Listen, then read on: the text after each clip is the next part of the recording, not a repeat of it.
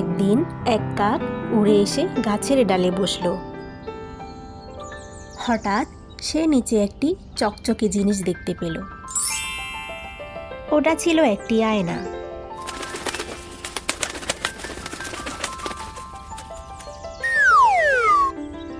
এইটা কি? এ তো দেখি একটা কাক, দেখতে তো আমার মতোই মনে হচ্ছে, কিন্তু এর গায়ের রং কি গুটগুটে কালো। কে রে তুই? কি বিচ্ছিরি তোর গায়ের রং, গোসল করিস না নাকি? আমাকে দেখ, কি সুন্দর আমি, আর তোকে তো কি কুৎসিত লাগতেছে। যাই হোক, এখানে কি করিস? কি রে, এই বেটা তো দেখি কিছুই বলে না, মনে হচ্ছে আমাকে নকল করছে। এই বেটা, কিছু বলবি নাকি তোকে আমি ঠোকর মারবো?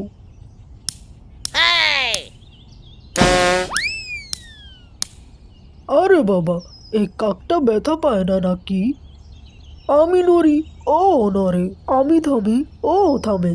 ওহো, এইটা তো আমি নিজেই। হে হে হে, কি একটা অবস্থা!